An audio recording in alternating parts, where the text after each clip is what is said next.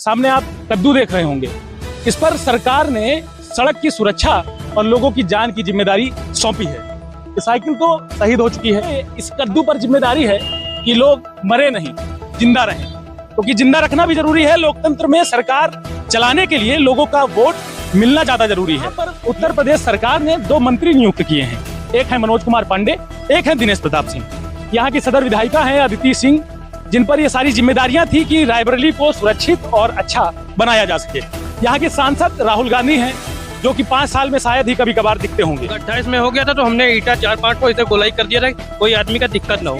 PWD विभाग के अगर कागजों को अगर हम मूल्यांकन करवा लें, अगर ऑडिट करवा लें, तो करोड़ों के विकास कार्य निकल जाएंगे। नेता नहीं आते यहाँ, नेता अब इधर नहीं आते, उधर से गुजर के चले जाते हैं, उधर से गुजर के चले जाते हैं। तो सीधे चले जाते हैं आग बंद करके, इधर कोई देखते नहीं। एक्सीडेंट होते हैं, बहुत होते हैं। और का कहाँ पे हुआ?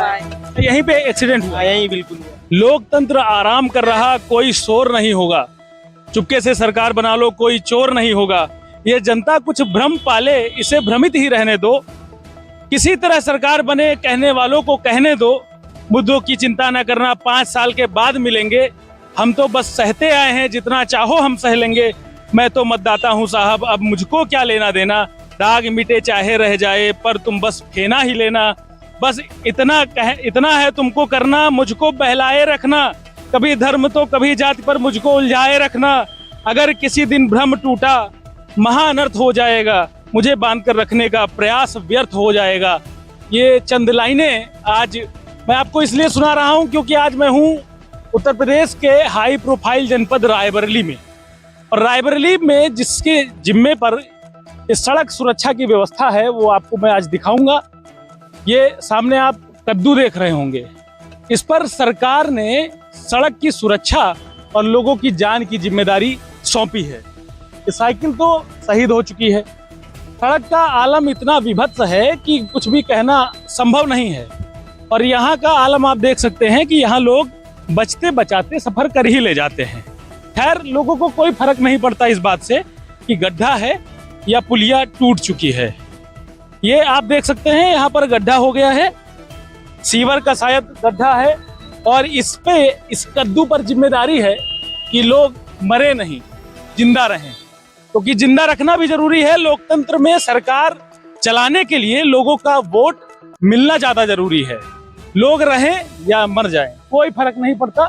इस सड़क आप पुल के पार से अगर आप देखेंगे तो वहां से लेकर के, मैं साइड हो जाता हूं क्योंकि निकलने का रास्ता भी बहुत ही सीमित है। यहाँ पर सड़क आप पुल के पास से देख सकते हैं कि वहां से लेकर के रतापुर चौराहे तक अगर दाहिने देखेंगे तो ये रास्ता जाता है सुयस रेस्टोरेंट के पीछे से, निकलता है इलाहाबाद लखनऊ हाईवे पर। ये भी रास्ता बलि का बकरा बन चुका है और पूरी तरीके से गड्ढे में तब्दील हो चुका है। एक रास्ता ये है जो रायबरेली के ही जो मुख्य राजमार्ग है त्रिपुला से रायबरेली बस स्टैंड को जोड़ता है, और लगभग हजारों की संख्या में लोग इस मार्ग के माध्यम से सफर करते हैं। ये भी रास्ता पूरी तरीके से शहीद हो चुका है। मतलब ये है आलम रायबरेली जनपद का। यहाँ पर उत्तर प्रदेश सरकार ने 2 मंत्री नियुक्त किए हैं। एक है मनोज कुमार पांडे, एक है दिनेश प्रताप सिंह। यहाँ की सदर विधायिका हैं अदिति सिंह, जिन पर ये सारी जिम्मेदारियां थी कि रायबरेली को सुरक्षित और अच्छा बनाया जा सके। यहाँ के सांसद राहुल गांधी हैं, जो कि 5 साल में शायद ही कभी कभार दिखते होंगे। यहाँ के लोग भी हैं, यहाँ पर आपस में बातचीत कर रहे हैं, क्योंकि मीडिया की आवाजाही और चहलकदमी बढ़ती है तो लोगों को लगने लगता है कि कुछ हो सकता है, बदलाव हो। लेकिन इस तरह के सड़े हुए व्यवस्था और सड़ी हुई मीडिया तंत्र के भरोसे अगर आप चाहते हैं कि लोकतंत्र जिंदा रहे तो संभव नहीं है। क्या नाम है आपका? मोहम्मद इमरान। कब से इस तरह की सड़क बनी हुई है? 3-4 दिन हो गया था, गड्ढा इसमें हो गया था तो हमने ईटा 4-5 को इसे गोलाई कर दिया था, कोई आदमी का दिक्कत ना हो। आपने इसको रखा? हाँ, इसको हमने रखा है। ये बाद में यहाँ के लोगों ने रखा है। जो बड़े बड़े ईटे देख रहे हैं आप, ये बड़े यहाँ के लोगों ने रखा है। मतलब मरना जीना सारा कुछ आपके हाथ में है। आप रहें या ना रहें उससे कोई मतलब नहीं है। अगर उत्तर प्रदेश के PWD विभाग के अगर कागजों का अगर हम मूल्यांकन करवा लें, अगर ऑडिट करवा लें, तो करोड़ों के विकास कार्य निकल जाएंगे। क्या नाम है आपका? मोहम्मद वसीम। जी, यहाँ पर कब से ऐसी व्यवस्था बनी? भैया कम से कम 2 साल थे ऐसे, ना 2-2.5-3 साल थे। नेता नहीं आते यहाँ पे? नेता सब इधर से नहीं आते, उधर से गुजर के चले जाते हैं, उधर से गुजर के चले जाते मतलब अच्छे रास्ते से निकल। हैं। इस रोड से नहीं जाते हैं। जितने भी नेता है, अगर इस रोड पे जाए तो मालूम का ये रोड बन जाए। अच्छा, कैसी दिक्कतों का सामना? 500 मीटर का ये रोड है भाई, खराब। आज से नहीं, कितने दिन से खराब है, मगर कोई बनाने के लिए नहीं आता है इसको। हाँ, कोई बना। इधर की रोड पूरी खराब है, ये पूरी खराब है। ये तो मालूम मेन रोड है, बताइए, सिटी की। ये हाल है। यहाँ पर स्थानीय हैं, दादा हैं, यहाँ पर दुकान चलाते हैं। दादा, क्या नाम है आप? हमारा नाम राम प्रताप है। कल जो है यही लड़कन से धरवावा, हमसे तो उठे नहीं रहा। यही लड़कन से जो है कि ये सब धरवावा है। अच्छा, यहाँ के प्रशासनिक अमले के कोई अफसर नहीं आए? नगर पालिका, विधायक? कोई नहीं आते, जाते हैं तो सीधे चले जाते हैं आंख बंद करके। इधर कोई देखते नहीं नहीं का। अच्छा, आवाज नहीं उठाते लोग? लामबंद नहीं होते कि सड़क नहीं है? कोई मामले में नहीं। हाँ, वो तो रोड खराब ही है। अच्छा, अब से रोड खराब है इसे? अरे काफी दिन से खराब है भैया। कितना समय हो गया? अरे 2 साल होगा, 2 साल से ऊपर हो रहा है। मंत्री भी है यहाँ रायबरेली में 2? हाँ, मंत्री भी है, लेकिन सब लोग आते जाते हैं, बराबर चले जाते हैं। कोई फर्क नहीं? कोई फर्क नहीं पड़ता है। अब यही टूट है, अगर ये पत्थर न धरवा दे तो कोई चोट चपेट खा जाते, खतरा ही ले। अच्छा, लगभग यहाँ से कितने आदमी निकलते होंगे? हजारों की संख्या में तो निकलते होंगे। अरे लाख खाड़ की बात करो, लाख, 1.5 लाख, 2 लाख की बात करो। लाख, 1.5 लाख, 2 लाख लोग निकलते हैं यहाँ से? और क्या। अब बहन देखो कितना पब्लिक निकल रही है। अब बहन देखो कितना पब्लिक निकल रही है, जा रही, आ रही है। हाँ, क्या एक्सीडेंट हुए कि नहीं? अभी तो मेरे सामने ये साइकिल का इसका टूट गया, कैची टूट। हाँ, ये तो धुरा टूट गया। तो क्या और एक्सीडेंट होते हैं? बहुत होते हैं। और का कल हुआ है। कहाँ पे हुआ? बिल्कुल हुआ है, यहीं पे एक्सीडेंट हुआ? यही बिल्कुल हुआ है। आप समझ सकते हैं कि सड़ा हुआ सिस्टम लोगों के लिए सुविधाएं नहीं, अत्याचार और बेबसी की जो है इंतजामात खड़े कर रहा है, और विकास कार्य सिर्फ और सिर्फ कागज पर किए जा रहे हैं। ये कागज पर जो विकास कार्य हो रहे हैं, इससे आम जनता को तो फायदा नहीं होता है, लेकिन आम जनता से किए गए वादे कहीं ना कहीं छलावा साबित हो जाते हैं। क्या नाम है आप? राजेश कुमार सोनकर। तो राजेश जी, यहाँ पर कब से ऐसी व्यवस्था बनी? ये 2 साल से रोड खराब है। पहले भी खराब थी, सीवर लाइन पड़ी, इसके बाद ये भी खराब हो गई।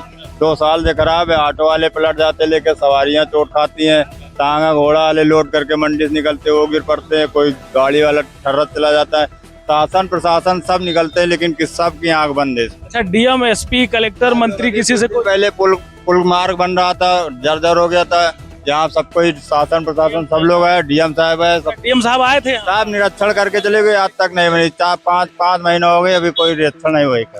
तो आप समझ सकते हैं कि यहाँ पर शासन प्रशासन के अफसर भी आते हैं, ऐसा नहीं कि नहीं आते हैं, लेकिन वो बचते हुए निकल जाते हैं। जरूरी नहीं है कि वो गड्ढों का मुआयना करें। लोग जीवित हैं या मर रहे हैं, क्या नुकसान हो रहे हैं, आए दिन हादसे क्या हो रहे हैं। बहुत सारे लोग अपने बच्चों को खो दे रहे होंगे इस सड़क की वजह से, और बहुत सारे लोग अपने पतियों को, बच्चों को, पता नहीं क्या क्या चीज़ों का नुकसान करते होंगे। और आप ये देख सकते हैं कि बेबसी का आलम ये है कि यहाँ के नगर पालिका, उत्तर प्रदेश सरकार के सिस्टम, जो कि पब्लिक वर्क डिपार्टमेंट के अंतर्गत आते हैं, अगर हो सकता है नगरीय कार्य है तो नगर पालिका के अंतर्गत आता हो, लेकिन यहाँ पर ईओ और नगर पालिका परिषद के चेयरमैन के बीच संघर्ष भी देखते हैं। लेकिन इस तरह की चीज़ों को कोई नहीं देखने वाला है, जिसको इस तरह की चीज़ों को दिखाना चाहिए था। ये इतने वजनी पत्थर हैं, ये इतने वजनी पत्थर हैं, आप देख सकते हैं। मैं कैमरा पर्सन से कहूँगा, एक बार देखिए जरा, ये कद्दू और झाड़ के भरोसे लोगों की सुरक्षा है, और ये गड्ढा आप देख सकते हैं कि लोगों की जान के साथ कैसे खेल सकता है, और किसी का बच्चा, बाप और भाई बहन, पता नहीं क्या क्या यहाँ पर जा सकते हैं। क्या ये 20 फीट? हाँ, तो बच्चे लोग यहाँ सावधानी के लिए लगा दिए ना, बड़ी घटना हो जाएगा। तो आप देख सकते हैं कि किस तरीके की व्यवस्था है। इस झंखाड़ के भरोसे रायबरेली की सड़कें सुरक्षित हो रही हैं। जाम मत लगाइए भैया, थोड़ा हल्का सा आगे बढ़ा लीजिए, कम से कम आवागमन। आप देख सकते हैं कि मात्र 1 से 2 मिनट में ही जाम लंबा लग चुका है। लोगों के आवागमन का जो ये मार्ग है, जैसा कि यहाँ के स्थानीय लोगों ने बताया कि लगभग 1.5 से 2 लाख प्रतिदिन यहाँ से लोग गुजरते हैं, क्योंकि रायबरेली जनपद का नवीन मंडी भी यहीं पर है, जो कि पूरे रायबरेली को सब्जी, खाद्य और तरह तरह की चीजों को उपलब्ध कराने का कार्य करता है। तो कहीं ना कहीं यहाँ पर भी जो है लोगों का मूवमेंट अच्छा खासा बनता है, पूरे जनपद के लोगों के मूवमेंट यहाँ पर रहता है। उसके बावजूद सरकार और सत्ता के अफसर पूरी तरीके से मदमस्त हैं। हमने पहले ही एक कविता सुनाई थी, हो सकता है आप उस कविता से आप इस बात को कोरिलेट करें तो वो सारी चीजें समझ में आ जाएंगी। मैं कोशिश करूंगा कि यहाँ के नगर पालिका अध्यक्ष को फोन करूं, जिससे कि यह देख पाऊं कि क्या हमारे यहाँ के प्रशासनिक अमले के अफसर या जिम्मेदार कितना संजीदा हैं, अगर लोगों की सुविधाओं को देखकर फोन करते हैं, फोन उठाते हैं या नहीं, ये भी हम चेक कर लेंगे। मैं फोन कर रहा हूँ, नगर पालिका परिषद के चेयरमैन है, ये स्विच ऑफ है इनका फोन। मैं दूसरे नंबर पर ट्राई करने की कोशिश करूंगा, अगर उनका नंबर मिल जाता है तो मैं कोशिश करूंगा कि बात हो जाए और यहाँ के लोगों की हो सकता है कि समस्याओं का समाधान हो जाए। लेकिन सबसे बड़ी दिक्कत ये है कि यहाँ के लोग आवाज कह रहे हैं उठाते हैं, लेकिन आवाज को कोई नहीं ध्यान देता है। मैं ईओ को फोन कर रहा हूँ क्योंकि फोन उनका स्विच ऑफ जा रहा है, परिषद नगर पालिका परिषद के अध्यक्ष जी का, शत्रुघ्न सोनकर जी का। तो ईओ साहब का भी फोन बिजी जा रहा है और इनको भी जनता से, जनता के कामों से कोई मतलब नहीं, लगातार बिजी जा रहा है नंबर। ये आप सुन सकते हैं कि ये नंबर लगातार बिजी जा रहा है। अब मैं कोशिश करूंगा डीएम मैडम को फोन करने का, डीएम रायबरेली को, कि आखिर अगर वही संज्ञान ले इस मामले पर तो शायद कुछ बात बन सके। रायबरेली